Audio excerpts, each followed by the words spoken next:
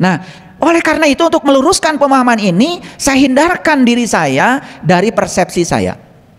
Saya akan banyak berselancar menggunakan ayat-ayat kitab suci. Oleh karena itu agak banyak hari ini saya memasuki ayat-ayat kitab suci, tetapi tentu dengan pemahaman yang agak berbeda. Bukan pemahaman yang baru. Karena pemahaman itu memang berlapis-lapis kan. Bukan berarti pemahaman yang lama salah. Enggak, saya tidak akan menyalahkan yang lama. Cuman yang lama kurang tepat. Itu aja.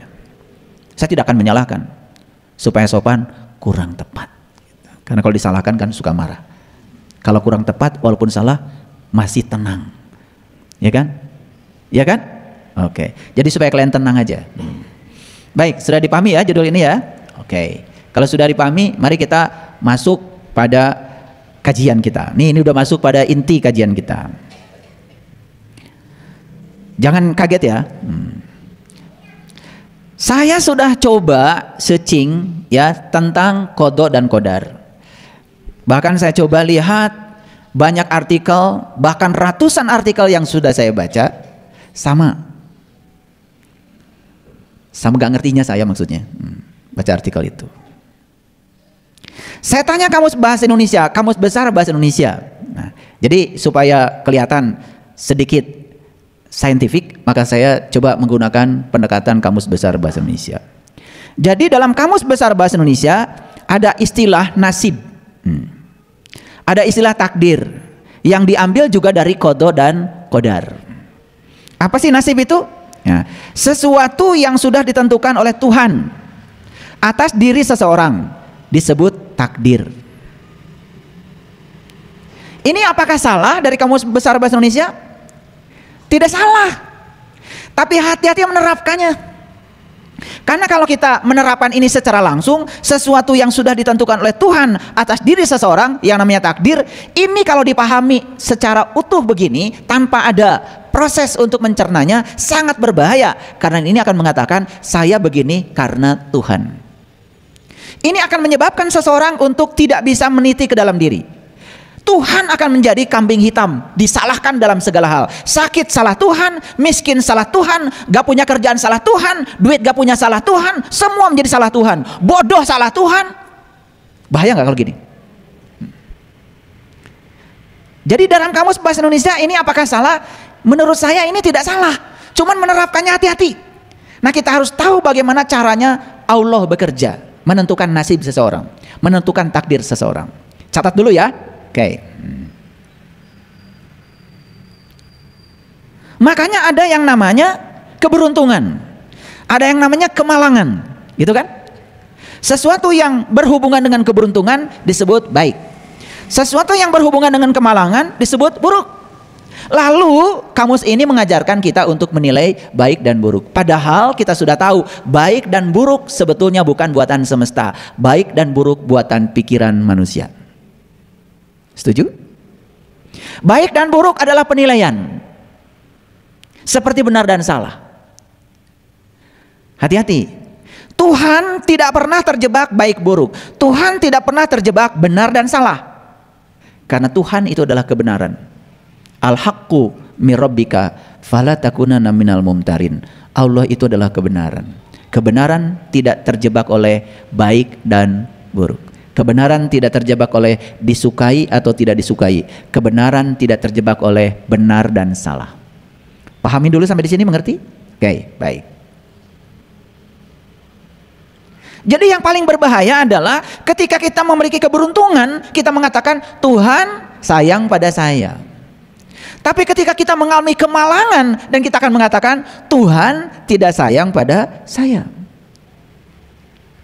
Kita sudah mengalami dikotomi tentang Tuhan. Ada dualitas penilaian kita pada Tuhan. Kadang Tuhan itu baik, kadang Tuhan itu tidak baik. Bahaya nggak? Bahaya. Kita sudah mendiskreditkan Tuhan dengan sifatnya yang antagonis. Padahal Tuhan tidak memiliki sifat yang semacam itu. Paham? Oke. Pelan-pelan ya, ngajinya pelan-pelan supaya pelajaran saya nyerap. Ya, makanya setelah ngaji dengan saya, semua harus kasurupan. Ya, tahu kasurupan? Kasurupan itu dari kata surup, surup nyurup. Jadi kasurupan oleh pelajaran saya, maksudnya. bukan kasurupan sama yang lain ya, kasurupan oleh pelajaran saya. Jadi saya selalu doakan setiap kajian saya kalian kesurupan oleh pelajaran saya. Itu bukan kesurupan wuluh wah minta suruh teu jeung kopi nu kitu mah. Lamun aya nu kasurupan gitu minta kopi jeung suruh tuh tong dibere cabe we popokan banget naku cabe cager. Itu acting sebetulnya ya.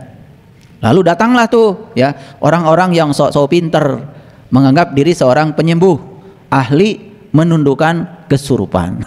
Sama gilanya. Baik, kita teruskan dulu ya. Makanya kan ada yang namanya nasib malang, ada yang namanya nasib buruk. Kalau yang menentukan nasib itu Tuhan, masa Tuhan bilang seseorang menentukan seseorang malang, menentukan seseorang buruk? Tuhan macam apa kayak gitu? Ngerti? Oke, kedua, bukankah Tuhan itu maha pengasih, maha penyayang? Ternyata setelah saya kaji lebih dalam, Tuhan tidak begitu modelnya. Tuhan itu menyediakan rezeki yang sama buat semua orang, menyediakan kebahagiaan yang sama buat semua orang, menyediakan yang sama buat semua orang. Kenapa kita berbeda? Kita yang membedakan menjadi berbeda karena cara kita untuk berhubung dengan Tuhan itu yang berbeda. Cara kita memandang Tuhan itu yang berbeda. Itu yang membedakan keadaan kita hari ini. Paham? Oke. Nah, ini kan harus dibongkar ya paradigma kita tentang Tuhan.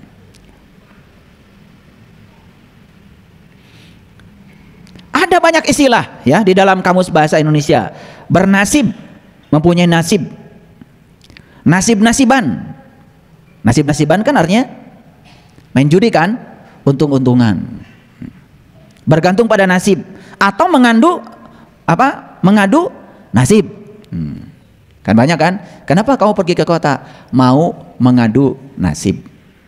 Nah, yang mengadu nasib itu karena memang dia tidak ngerti di kota mau kerja apa, rencana di kota apa, jadinya mengadu nasib. Itu namanya nasib-nasiban. Jadi kalau dia gagal di sana, ya memang dia tidak punya rencana kok. Saya naik truk dari Garut ke Bandung, saya punya rencana, bukan mau mengadu nasib. Walaupun saya naik truk, saya mau sekolah. Walaupun saya harus jadi asisten rumah tangga beberapa bulan, ya nggak masalah. Itu batu loncatan saya karena saya punya tujuan. Tujuan saya adalah mau sekolah, memperbaiki nasib, bukan mengadu nasib. Beda. Kalau memperbaiki nasib berarti saya tahu kalau nasib saya bisa diubah. Tetapi kalau saya sudah menetapkan nasib saya memang begini, hidup di kampung, dan rezeki saya begini, orang tua saya begini, udah saya pasrah aja pada Allah, saya nggak usah sekolah. Ngerti? Oke. Jadi kalau begitu sebelum saya lanjut, apakah nasib bisa diubah? Bisa. Kalau nasib bisa diubah, apakah kita melawan ketentuan Allah?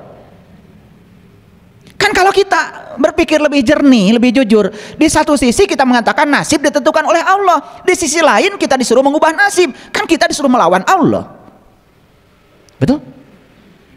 Pak Hartos? Nah, gimana caranya supaya kita sejalan, tidak terlibat melawan Allah? Ketentuan Allah tetap ada, upaya kita juga jalan. Nah, antara ketentuan Allah dan upaya kita ketemu di titik tengah, sehingga di situ terjadi perubahan nasib. Itu yang mau kita kaji. Lanjut dulu ya, senasib. Ngerti ya? Yang ini cerita penderitaan, yang dengar juga sama-sama menderita, lalu bilangnya kita senasib. Karena merasa senasib jadi tenang, ayah batur, kan gitu. Betul nggak?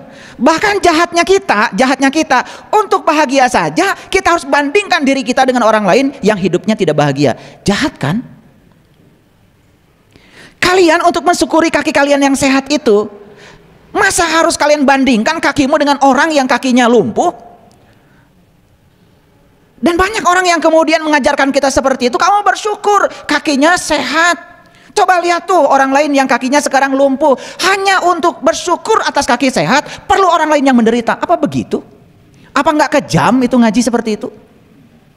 Mau syukur ya syukur aja, nikmati. Kamu bisa jalan kemana-mana, kamu bisa melangkah kemana-mana, bisa olahraga, bisa diantarkan kemana kamu mau. Kenapa tidak cukup untuk mensyukuri itu? Harus ada orang lain sebagai pembanding. nggak jahat gitu. Masa untuk merasakan kamu punya uang banyak dan menikmatinya setiap hari hanya untuk bersyukur kamu uangnya banyak, kamu perlu orang lain yang hidupnya miskin gitu? Apa dengan cara membandingkan itu bersyukur? Dan kita selama ini masuk di kekonyolan itu dan diajarkan kekonyolan itu dan dianggap itu kebenaran. Saya kasih tahu sekarang, jahat sekali kalian.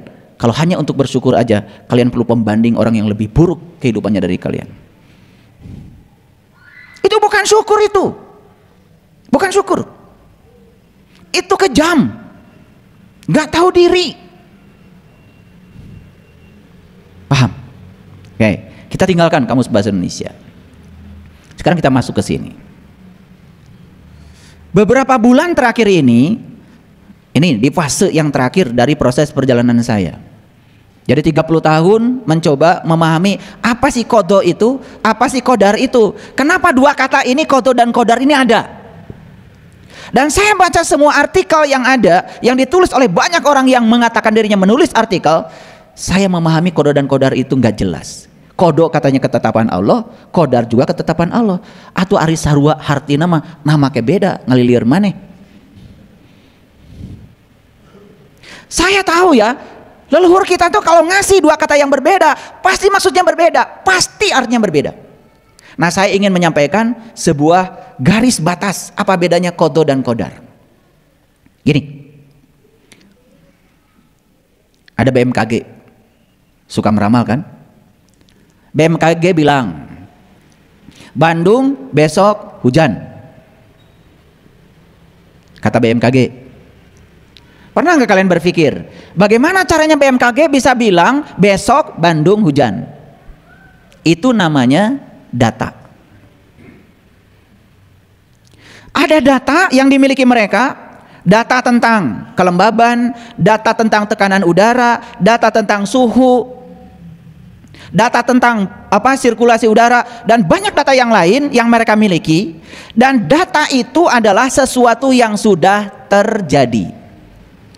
Ketika ilmuwan mencoba memahami data di daerah percobaan yang sudah dilakukan percobaan, itu namanya mengintrapolasi. Nah, ini agak sains sedikit ya. Nah, makanya ada intrapolasi, ada ekstrapolasi. Nah, kalau intrapolasi itu kita bicara kecenderungan data di daerah percobaan. Ilmuwan kadang-kadang mengekstrapolasi. Data kemarin begini, bagaimana kalau ditarik garis ke sini? Itu namanya mengekstrapolasi, menarik garis ke daerah yang kita belum punya datanya, karena besok kan belum ada. Dari situlah mereka mengatakan besok Bandung akan hujan, berdasarkan data yang sudah terjadi. Itu data. Nah, besok Bandung hujan atau tidak, itu namanya fakta. Jadi data bisa sama dengan fakta, data bisa tidak sama dengan fakta. Paham maksud saya? Ngeri ya? Namanya juga ramalan. Ramalan cuma dua kemungkinannya, probability dari ramalan cuma dua, karena 50-50. Iya atau tidak, terjadi atau tidak, kan begitu. Namanya juga ramalan. Ramalan nggak ada, cuma dua kemungkinannya. Ulangi, ada data, ada fakta. Data bilang, ya, dari hari ini ke sana, ya, kelembaban sekian, suhu sekian, tekanan udara sekian. Oh, kemarin terjadi hujan di kondisi itu. Diekstrapolasi ke besok, diekstrapolasi ke lusa, diekstrapolasi semua yang akan datang. Data ini, itu namanya ekstrapolasi, itu disebut ramalan. Faktanya belum tentu sama dengan data. Buktinya apa? Ramalan dia meleset, karena apa? Tiba-tiba ada treatment dari alam. Apa yang terjadi? Ada badai. Tiba-tiba bibit hujan yang di atas Bandung itu dibawa oleh badai. Itu treatment alam. Bisa treatment alam secara alami, bisa juga treatment ilmuwan. Kan bisa sebetulnya hujan dikurangi. Masih ingat kan ketika Jakarta terus diguyur hujan, banjir tak tertahan, dibuat rekayasa oleh BPPT bagaimana caranya supaya hujan tidak terlalu sering turun di Jakarta. Bahkan kemarau bisa ditreatment jadi hujan. Itu namanya treatment. Treatment itu bisa dari alam, secara alami, bisa juga dilakukan oleh ilmuwan. Itulah pentingnya ilmuwan.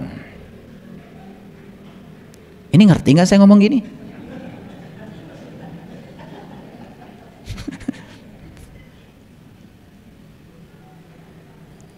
Ya gimana lagi saya harus ngomong ini, karena ini qadha dan qadar mau saya jelaskan supaya ngerti. Ya kalau mau qadha dan qadar, qadha adalah ketetapan Allah, qadar udah nggak usah ngaji sama saya. bubar aja dari sini. Karena saya mau ngasih sesuatu yang 30 tahun saya ngajinya. Oke, lanjutkan dulu. Jadi data bisa sama dengan fakta, data bisa tidak sama dengan fakta. Kapan data sama dengan fakta? Kalau tidak ada treatment. Kapan data sama dengan fakta? Kalau ada treatment. Nah, saya diberi karunia oleh Allah bisa membaca data karma seseorang. Jadi saya bisa baca tuh 1000 tahun yang lalu kamu di mana dan kehidupannya seperti apa. Saya tahu. Saya diberi karunia itu. Bisa baca. Sehingga yang sudah dibaca data karma oleh saya kasih tahu di data terbaca sebetulnya Anda itu di umur sekian bakal kena penyakit kanker di data. Apakah faktanya di umur sekian bakal kanker? Belum tentu. Kalau mau ada treatment, makanya saya kasih treatment, ubah pola hidup kamu. Bisa jadi di umur sekian tidak jadi. Itu kan data. Ketika diekstrapolasi ke sana tanpa treatment bisa jadi itu. Contoh, saya bisa tahu seseorang ini di kehidupan yang dulu seperti apa kehidupannya. Misalnya dia itu banyak sekali berbagi pada orang. Dia punya tabungan dari kehidupan yang dulu itu, udah punya tabungan. Nah, itu data. Faktanya di kehidupan yang akan datang dia memiliki begitu banyak keberuntungan. Sedikit saja dia berupaya, rezeki datang. Beda dengan orang lain. Sudah berupaya dari pagi sampai petang, tetapi rezekinya susah dan seret. Kenapa dia tidak punya keberuntungan? Bukan Allah menguntungkan seseorang dan tidak menguntungkan seseorang. Yang ini di kehidupan yang dulu sudah punya tabungan kebaikan. Sekarang diberikan tabungan itu. Karena dia sudah menciptakan sebab baik, akibatnya menjadi baik. Nah, orang-orang yang hari ini, mohon maaf ya, bertamu kepada orang, ke rumah orang, boro-boro dikasih air teh, diajak ngobrol aja dari pagi sampai petang, boro-boro dikasih makanan, nggak usah protes. Itu datamu. Ya datamu, karena kamu dulu juga kalau berkunjung ke rumah, kalau orang berkunjung ke rumahmu, ya diajak ngobrol. Ya kamu sekarang diajak ngobrol juga. Jadi tidak ada di kehidupan yang sekarang itu datang ujug-ujug tanpa kita mengundang. Sebetulnya semua akibat yang terjadi sekarang sebetulnya adalah kita yang menciptakan sebabnya. Ngerti sampai sini? Pelan-pelan masuknya ya, supaya ngerti. Jadi sebetulnya apa qada dan qadar? Nih saya baru mau buka. Jadi bagi saya, makanya bukan bagi semua orang nih, bagi saya. Kalau kalian gak cocok, ya udah jangan diterima dulu. Kalau cocok, alhamdulillah. Bagi saya, makanya gak boleh ada yang protes ya. Nih di YouTube gak boleh. Ya, bagi saya, nih cocok, masuk akal, terima. Gak cocok, udah simpan aja dulu. Mungkin baru terima 1000 tahun yang akan datang, gak apa-apa. Saya doakan semoga aja lahir lagi jadi manusia. Jadi bagi saya qada itu adalah data, sedangkan qadar itu adalah fakta. Ulangi lagi. Jadi qada itu data sebetulnya, qadar itu fakta. Nah sekarang kita berselancar dulu, kita lihat beberapa artikel dari banyak ilmuwan. Saya pernah kuliah namanya fisika polimer. Apa yang saya pelajari? Yang saya pelajari itu adalah menyelidiki rantai protein dalam DNA. Di mana DNA? DNA itu ada dalam sel. Kalau kita mau menyelidiki satu atom hidrogen misalkan, itu mudah, tunggal atomnya. Tapi kalau hidrogen sudah jadi molekul H2, itu sudah dua itu. Orbit molekulnya tidak sesederhana kalau dia tunggal, itu sudah diatomik, bukan monoatomik. Sekarang kalau sudah bicara sel, itu sudah poliatomik. Bisa dibayangkan gimana orbit molekulnya? Gak usah masuk situ, kalian pusing. Harus belajar fisika kuantum, harus belajar aljabar linier.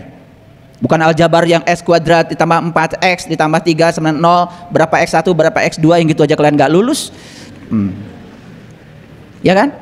Bukan aljabar persamaan kuadrat seperti waktu di SMP kelas 1.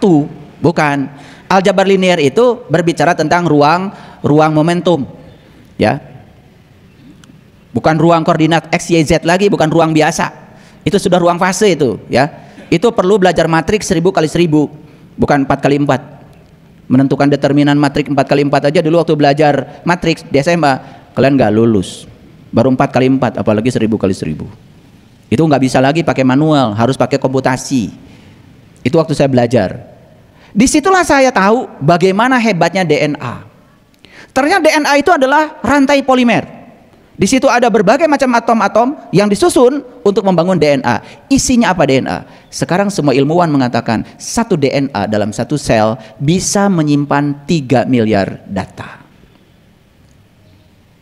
Jadi kalau tubuh kita sekarang ada 100 triliun sel, berarti ada 3 miliar kali 100 triliun. Itu HP kalian, walaupun ada kalkulatornya, suruh menghitung ini, langsung mati tuh HP-mu. Coba ketik 3 miliar kali 100 triliun. Jangan-jangan kalian 1 triliunnya gak ngerti nolnya berapa. Betul nggak? Begitu diketik, HP-mu itu hang. Jadi begitu banyak data di tubuh kita. Jadi oleh karena itu maka tubuh manusia ini isinya adalah data. Kenapa wajah kalian beda dengan wajah saya? Kenapa 8 miliar penduduk bumi hari ini wajahnya beda-beda? Itu yang menentukan wajah kita beda, bukan Allah. Yang menentukan wajah kita beda adalah data kita. Allah, sang keberadaan, sang kehadiran hanya sebagai katalisator untuk mewujudkan itu terjadi. Maaf ya, tidak bisa dipungkiri kalau kita menilai orang, pastikan ada dua. Yang ini cantik, yang ini kurang cantik. Udah sopan nih saya ngomong. Yang ini ganteng, ini kurang ganteng. Masa iya Allah mau bikin si ini ganteng, si ini kurang ganteng? Masa Allah yang punya, yang maha pengasih, maha penyayang begitu? Yang ini cantik, yang ini kurang cantik, masa begitu? Tidak. Dia sang kehadiran, sang keberadaan, ngikuti maunya kita, ngikuti data kita. Makanya data kita akan sama dengan fakta. Jadi sebetulnya kita datang ke dunia ini bawa tubuh. Isinya tubuh apa? Sel. Dalam setiap sel ada DNA. DNA isinya adalah data. Data isinya adalah informasi. Data apa yang dibawa oleh kita ke sini sekarang? 3. Satu. Semua utang-utang masa lalu kita bawa sekarang untuk dibereskan. 2. Jalan bengkok yang pernah kita lalui di masa lalu, hari ini akan kita luruskan. Yang ketiga, pekerjaan yang belum selesai di masa lalu, hari ini akan dibereskan. Itu klasifikasi data. Di dalam tubuh kita ada yang namanya batara guru di sini, pineal gland namanya. Sistem kelistrikan manusia. Makanya manusia itu cuma 2, listrik dan kimia. Makanya orang sakit berarti ada gangguan kelistrikan di tubuhnya atau gangguan kimia dalam tubuhnya. Makanya ketika ada gangguan kimia, tubuh memproduksi zat-zat kimia yang tidak menguntungkan. Seperti zat-zat yang disebut dengan adrenalin. Ada zat-zat yang menguntungkan, dopamin, serotonin, oksitoksin, ya, endorfin, itu zat-zat yang menguntungkan. Itu tergantung reaksi kimia dalam tubuh kita normal atau tidak. Yang kedua, ada sistem kelistrikan. Nah, sistem kelistrikan dalam tubuh kita juga luar biasa. Bayangkan ya, satu sel itu punya kelistrikan 1,4 volt.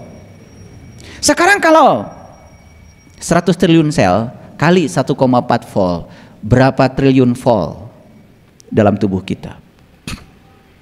Itu yang disebut dengan daya yang menyebabkan kita bisa berjalan, mengangkat air di gelas, mengangkat air di ember, bisa mengangkat air di gayung, mandi dengan nyaman.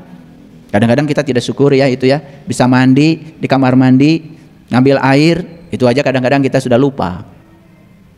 Baik, kita lanjut. Jadi kodo apa? Data. Kodar? Fakta. Kenapa sekarang saya miskin? Fakta? Fakta. Lihat datanya. Oh, ternyata memang datanya kita ini di kehidupan yang dulu pernah kaya sih, tapi pelit. Oh, ternyata di kehidupan yang dulu pernah kaya, tapi tidak berbagi. Pernah kaya tetapi merugikan orang. Maka dia jatuh miskin hari ini karena dia harus banyak bayar data karma. Sama tuh data dengan fakta. Itu yang disebut dengan nasib. Siapa kalau itu pencipta data? Kita aja, saya gitu. Apa susahnya sih? Saya harus ikutan terus. Saya nggak mau ikutan. Kita, saya gitu. Jadi siapa pencipta data? Saya, gitu tegas aja. Saya berani bertanggung jawab. Kita yang babarengan wae. Kalau banyak uang saya ikutan. Saya gitu. Hese nyebut saya teh. Ya, siapa pencipta data? Bagaimana cara kita mencipta data? Lihat saya semuanya. Cara kita mencipta data itu begini. Ini ruang kehidupan nih, ruang kehidupan. Ini ruang kehidupan nih. Kita ambil nafas dari mana? Dari ruang kehidupan. Masuk nafas ke sini. Begitu nafas masuk ke sini, nafas itu akan mengontrol semua yang terjadi di ruang tubuh kita. Terutama di ruang daya cipta di sini. Dan semua yang sudah dikontrol oleh nafas dibawa keluar. Kan nafas keluar sini. Set ke sini, disimpan datanya di sini. Nafas masuk lagi. Set. Direkam, bawa lagi ke sini. Masuk lagi, direkam, bawa lagi ke sini. Terus begitu. Jadi setiap kali nafas masuk, dia merekam data. Apakah ada kebencian di dalam? Terekam. Ada iri hati di dalam? Terekam. Kenapa? Orang melakukan kebaikan, bernafas. Orang melakukan keburukan, bernafas. Bukankah nafas itu sudah mengizinkan pilihan apapun yang mau kita lakukan? Tapi nafas merekam. Saya bicara nafas ya, bukan bicara oksigen. Karena banyak orang yang, mohon maaf ya, kadang-kadang dangkal sekali. Dia bilang nafas oksigen. Kalau nafas oksigen, semua orang bisa beli oksigen. Semua orang bisa beli ventilator. Berarti semua orang bisa tidak mati-mati. Kenyataannya kan mati juga. Betul. Berarti nafas bukan oksigen. Oksigen itu hanya sarana saja, ya, sarana secara fisik untuk melancarkan proses bernafas. Tapi nafas bukan oksigen. Ulangi lagi. Nafas masuk dari ruang kehidupan, merekam, keluar. Masuk lagi, merekam, keluar. Masuk, tersimpan di sini. Tersimpan di otak semesta. Dan semua data, baik data yang baik maupun data yang buruk, akan dikembalikan kepada kita untuk kita pertanggungjawabkan. Kapan? Di kehidupan yang mana saja. Itu yang kemudian jadi data. Saya kira itu yang disebut dengan kodo. Kodarnya adalah ketika data itu tidak ditreatment, jadilah kodar. Ketika ditreatment, tidak jadi kodar. Fakta bisa berbeda dengan data. Sampai sini ngerti dulu. Ya, ini loncatan besar. Pemahaman loncatan besar. Dan sekali lagi, kalau berbeda dengan saya, sabar. Jangan menyalahkan saya. Karena saya sudah bilang, ini menurut saya. Dan saya bicara ini harus menunggu 30 tahun. Kalian tinggal nerima aja. Betul nggak? Oke. Jadi sel dan DNA sebagai penyimpan data kehidupan. Jadi sekali lagi, tubuh manusia ini data isinya? Data. Karena ilmuwan sudah menemukan di setiap sel ada 3 miliar data. Data adalah informasi. Siapa pencipta informasi? Pencipta informasi adalah saya di kehidupan sebelum ini. Di kehidupan yang mana? Entah di kehidupan yang mana. Karena kita sudah lahir, hidup, lahir berulang kali ke sini. Dan kenapa kita harus lahir lagi ke sini? Karena data itu belum selesai. Belum selesai diurai semuanya. Gitu. Jadi pertanyaan berikutnya adalah, apakah data dan fakta sama atau berbeda? Bisa sama, bisa berbeda. Tergantung apa kita mau treatment data kita atau tidak. Ngerti? Kan tadi saya bilang, di umur sekian kamu akan sakit. Itu data. Ternyata di umur sekian dia tidak sakit. Kenapa? Begitu diberitahu di umur sekian dia akan sakit, dia langsung mengubah pola hidup. Nah, begitu pola hidup dirubah, spiritnya bagus, mentalnya bagus, energi yang mengalir dalam tubuh bagus, fisiknya juga akan ikut bagus. Jadi sebetulnya semakin jelas kalau sakit bukan buatan Allah, sakit adalah buatan kita sendiri. Tapi kita yang buat, Allah tetap saja hadir untuk menyembuhkan. Gak keren tuh Allah? Kita yang bikin sakitnya, dia hadir untuk menyembuhkan. Gak keren tuh Allah? Makanya hati-hati ketika kita bicara. Kita kan suka doa tuh di WA, semoga Allah segera mencabut penyakitnya. Kata Allah, emang gue pikirin kapan saya nyoloknya, kapan saya nusuknya, kok tiba-tiba mencabut? Kan cabut itu nusuk dulu, betul? Kapan Allah nanamnya tiba-tiba harus panen? Allah itu hanya menyembuhkan, tidak ngirim penyakit. Makanya kalian kalau mau kirim doa, doakan orang sakit, jangan ngasal. Begitu kalian bilang semoga Allah mencabut penyakitnya, berarti kalian sedang nuduh sama Allah, Allah yang nanam. Mal cager, terdoa teh mal bener. Betul? Ganti, semoga Allah menyembuhkan, itu bagus. Semoga Allah menyembuhkan itu berarti percaya kalau Allah adalah sang penyembuh. Tidak menuduh Allah sebagai penanam penyakit. Penyakit mah buatan kita, dari data kita. Ilmuwan sudah membuktikan orang yang sakit jiwanya, bukan sakit jiwa gila di rumah sakit, bukan. Ya normal kayak gini. Tetapi ada masalah dengan jiwanya. Ada masalah dengan spiritnya. Masalah dengan spiritual itu berkontribusi 50% terhadap sakit fisik. Ada masalah dengan mental, berkontribusi 25% terhadap sakit fisik. Ada masalah dengan hubungan sosial, masih ngewa kabatur, 15% kontribusi terhadap fisik. Jadi kalau spiritnya buruk, mentalnya buruk, kemudian ditambah lagi 15%, hubungan sosial tidak bagus, itu sudah 50 tambah 25 tambah 15, 90%. Makanya orang yang sakit fisik hari ini dapat dipastikan 3 unsur yang besar itu bermasalah. Silakan, kalian nggak akan bisa menolak ini. Ini hasil riset ilmuwan. Jadi siapa pencipta data? Siapa? Saya. Sekarang siapa pencipta fakta? Kok jadi hilang suaranya? Pencipta data saya, pencipta fakta saya. Tinggal sekarang mau nggak data sama dengan fakta. Disitulah kemudian Allah hadir menyatakan siapa yang mau mengubah nasibnya, ya insya Allah diikuti oleh Allah. Allah akan membantu untuk mengubahnya. Mari kita lihat sekarang, masuk ayat-ayat Quran. Sampai sini dulu, ngerti nggak sekarang tentang qada dan qadar? Jadi apakah di dalam qada dan qadar ada ketentuan Allah? Ada. Bagaimana cara Allah bekerja? Ngikutin maunya kita. Jadi tetap saja kuasa tertinggi ada pada kita. Makanya Allah bilang, aku bergantung kepada kamu. Kamu adalah apa yang kamu pikirkan, kan gitu? Kamu adalah apa yang kamu persangkakan kepadaku, kan begitu? Makanya dalam hadis qudsi Allah mengatakan, aku bergantung sangkaan kamu. Karena dia adalah kehadiran, dia adalah keberadaan. Kehadirannya untuk mewujudkan semua sangkaanmu. Jadi siapa pencipta kehidupan itu? Saya, bukan Allah. Allah itu hanya Rob. Rob itu adalah kehadiran, Rob itu adalah keberadaan. Kehadirannya sudah cukup membuat semua terjadi. Kamu ingin baik hidupmu? Yes, kata Allah, aku katalisator. Kamu ingin buruk hidupmu? Yes, aku katalisator. Allah ngikutin kita aja. Tapi hebatnya Allah selalu mengingatkan kita supaya kita tambah baik. Itu hebatnya Allah. Disitulah kasih sayangnya Allah itu hadir. Oke? Nah, jadi ya, bagaimana peran Allah dalam proses penentuan kehidupan seseorang? Ngerti sekarang perannya? Peran Allah dalam menentukan kehidupan seseorang bukan menentukan si A miskin, si B kaya, bukan.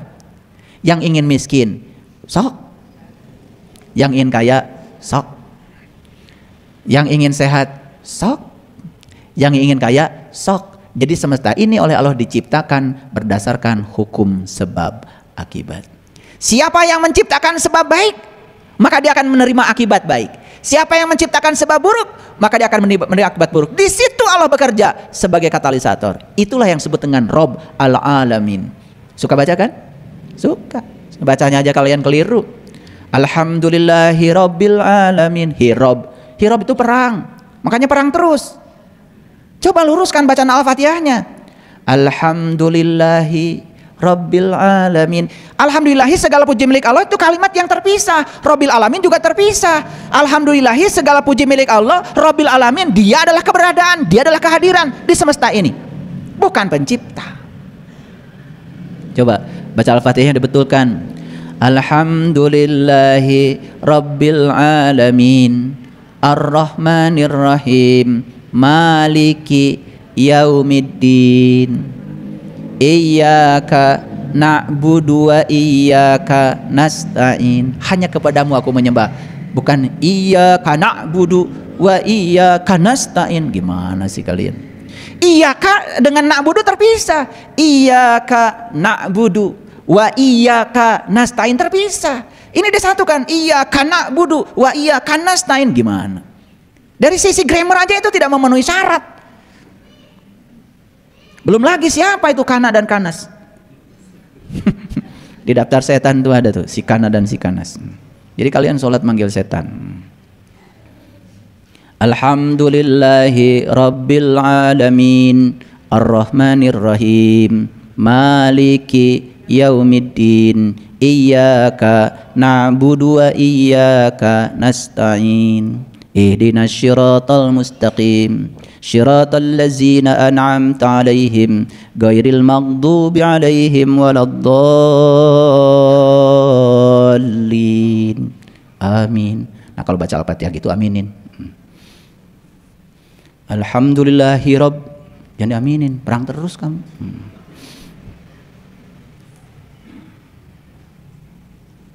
Jadi kadang-kadang kita itu lebih mengedepankan lagunya, melengkingnya daripada energinya. Ya, ini yang suka jadi imam, betul kan tuh Al-Fatihah. Mengerti sekarang bagaimana peran Allah? Lihat saya semuanya. Kamu mau baik? Ya. Kamu mau buruk? Ya. Kamu mau sehat? Ya. Makanya diciptakan semesta ini berdasarkan hukum sebab akibat. Pagi-pagi, maaf, sudah makan cireng. Lem tuh, cilok. Beda namanya. Sarua. Lem kene. Tama gehu, bala-bala, bubur, nasi goreng, ulen. Ya kamu ambeien.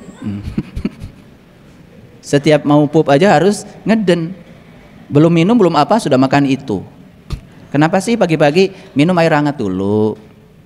Makan buah. Mau makan yang kayak tadi-tadi boleh, sedikit. Tetapi landasan di dalam lambung udah bener. Stop 80%. Gitu. Kosongkan biar bisa nafas. Ada yang ngeluh sama saya, "Ayah, saya olah nafas pendek terus." Saya tanya, "Kamu gimana makannya?" "Ya makan setengah bola nasinya." "Ya nanti perut setengah bola juga." Piring pindah ke beteng. Jadi kembali lagi pada orang Okinawa tadi. Jadi ternyata manusia masih boleh berikhtiar. Data mungkin mengatakan dia mungkin umurnya pendek. Data. Tapi fakta masih bisa ditreatment. Karena Allah bilang, kalau kamu mau mengubah nasib ya bisa. Berarti kita boleh kan mengubah data. Dan untuk mengubah data harus ada treatment. Supaya kodok yang sudah ada, itu dirubah. Kodarnya tidak seperti kodok. Itulah kodok dan kodar. Kenapa dua kata ini berbeda? Kalian kan udah hafal banget dari dulu. Rukun iman ada 6. 10 agamamu nilainya. Betul nggak? 1 iman ke Allah, 2 iman ke malaikat Allah, 3 iman apa? Kitabnya Allah, 4 iman sama Rasulnya Allah, 5 iman sama hari kiamat. Kiamat apa? Poe akhir. Kiamat poe akhir. Kiamat itu hari kebangkitan. Nah, qada dan qadar.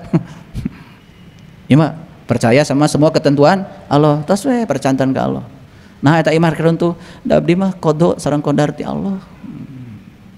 Gitu Allah. Oke, mulai sekarang rubah ya. Oke. Baik, lanjut dulu. Sebelum saya lanjut saya simpulkan dulu. Jadi qada apa? Data. Qadar fakta. Jadi data dan fakta bisa berbeda. Data dan fakta bisa sama. Ya kan? Dari mana data? Semua dari kehidupan kita yang telah. Ya kan? Fakta yang belum. Masih bisa diubah. Yuk, kita sekarang baca ayat ini. Maaf ya kalau terjemahnya agak berbeda. Saya ingin bacakan bahasa Arabnya ya supaya semua ngerti. A'udzubillahi minasyaitonirrajim. Bismillahirrahmanirrahim. Lahu muaqibatun min baini yadai wa min khalfihi yahfadunahu min amrillah. Muaqibatun, maaf ya. Saya baca semua terjemahan yang ada, menerjemahkan muaqibatun itu apa? Malaikat. Saya bingung. Saya bingung. Cuman kalau kalian kan nggak bingung kan? Semua menerjemahkan muaqibatun itu malaikat. Jadi terjemahan yang ada kebanyakan begini, bagi manusia ada malaikat-malaikat yang selalu mengikutinya bergiliran. Nah karena ada bergiliran, maka cocok kayaknya kalau muaqibatun diganti dengan malaikat. Karena yang bergiliran katanya